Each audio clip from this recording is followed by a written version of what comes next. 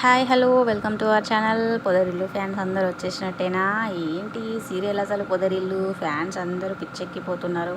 Serial చాలా ఇంట్రెస్టింగ్గా ఉంది. ఎందుకంటే నలుగురు బాయ్స్ ఉండి ఇంట్లో ఆడదిక్కే లేని సీరియల్ అసలు ఎలా ఉంటుంది, ఆ ఇల్లు ఎలా ఉంటుంది చూద్దామని చాలామంది అయితే ఎగబడుతున్నారు సీరియల్ చూడడం కోసం. మన ఫ్యాన్స్ అందరూ అయితే వచ్చినట్టేనా పొదరిల్లు ఫ్యాన్స్.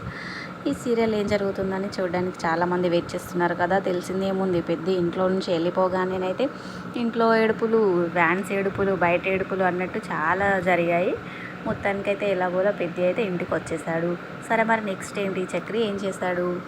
సరే జాతకంలో దోషం ఉంది అన్నారు కదా.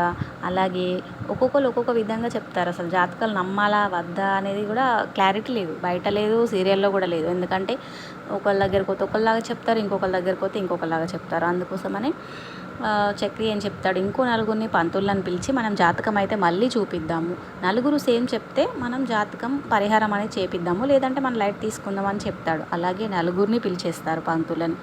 పిలిచిన తర్వాత వాళ్ళు ఏం చెప్తారంటే జాతకంలో ఏ దోషం లేదు, అంతా బాగానే ఉందని చెప్తారు.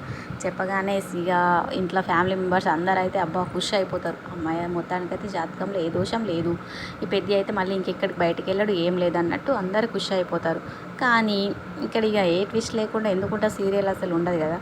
అందుకోసమే అందులో ఒక పంతులు ఇద్దరు అందరూ ఇక కొంచెం కొంచెం హింట్ ఇచ్చినట్టు ఏం చెప్తారంటే జాతకంలో ఏ దోషం లేదు, కానీ వీళ్ళ నాన్న చేసిన ఒక మొక్కు తీర్చకపోవడం వల్ల, మొక్కిన మొక్కు తీర్చకపోవడం వల్ల ఈ పెద్దకి పెళ్ళి కావట్లేదు, ఇంట్లో ఎవరికి కావట్లేదు, ఇట్లుంది పరిస్థితి, ఇల్లు పరిస్థితి అన్నట్టు చెప్తారు. చెప్పగానే ఇంకా నారాయణ అయితే వణికిపోతాడు, భయపడిపోతాడు. ఏంటి అందరూ షాక్ అయిపోతారు, ఏం మొక్కు మొక్కాడు నారాయణ, ఏం చేశాడు అన్నట్టు అందరైతే భయపడిపోతారు. నాకు తెలిసి అసలు సీరియల్ ఇక్కడ నుండే స్టార్ట్ అవుతుందేమో. నారాయణ వెనుక ఇంకా వేరే ఏదైనా గతం ఉందని నేను అనుకుంటున్నా.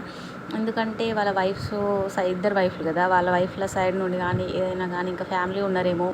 ఇప్పటి నుండి సీరియల్ స్టార్ట్ అవుతుందేమో, వీళ్ళు అక్కడికి వెళ్ళడము మొక్కు తీర్చడానికి, అక్కడ నుండి ఏదైనా సీరియల్ స్టార్ట్ అవుతుందని నేను అనుకుంటున్నాను. నారాయణ అయితే భయపడుతుండు, మరి ఎందుకు భయపడుతుండు ఏంది అనేది మనైతే సీరియల్లో చూడాలి. మొత్తానికైతే వీళ్ళందరికైతే తెలిసిపోయింది. ఏం తెలిసిందంటే జాతకంలో దోషం లేదు, కాకపోతే ఒక మొక్కు ఉంది, మీ నాన్న మొక్కిన మొక్కు వల్లనే మీరు ఇట్లున్నారు అన్నట్టయితే పంతులు అయితే చెప్తారు. చెప్పగానే ఇంకా అందరు నారాయణ చూస్తారు. నారాయణేమో భయపడిపోతాడు. పరిహారం చేయడానికి మరి వీరు వాళ్ళ ఊరు వెళ్తారేమో, వెళ్ళిన తర్వాత ఏం జరుగుతుంది, ఇంక ఇంట్రెస్టింగ్ ఉంటుందా సీరియలు లేకపోతే ఏమవుతుంది అనేది చూడాలి. ఇప్పటి వరకు అయితే చాలా ఇంట్రెస్టింగ్ ఉంది, బయట కూడా చాలా ఫ్యాన్స్ పెరిగిపోయినారు. ఇక మొత్తానికైతే మనం అందరం సీరియల్లో చూద్దాం నెక్స్ట్ ఏం జరుగుతుంది, ఇంక ఇంట్రెస్టింగ్గా ఉంటుందా సీరియల్. నాకు తెలిసి ఇంకా ఇంట్రెస్టింగ్ ఉంటుంది కాబట్టి ఇక్కడ నుండి ఇంకా కొత్త క్యారెక్టర్స్ రావడం సీరియల్లోకి, అందరూ ఇంకా వేరే ఏదైనా కాన్సెప్ట్ చేంజ్ చేస్తారా లేదంటే ఇదే కాన్సెప్ట్ ఉంటుందా తెలియదు. వీళ్ళందరికైతే మొత్తానికి పెళ్ళిళ్ళు అవుతాయా కావా ఎట్లయితే అనేది మనం సీరియల్లో చూడాలి. చక్రి మహా వీళ్ళందరైతే పరిహారం కోసం వెయిట్ చేస్తున్నారు. ఏదైనా ఒకటి చేపిస్తే త్వరగా పెళ్ళి అవుతుంది కదా. Thank you for watching. Subscribe చేసుకోండి ప్లీజ్. బాయ్.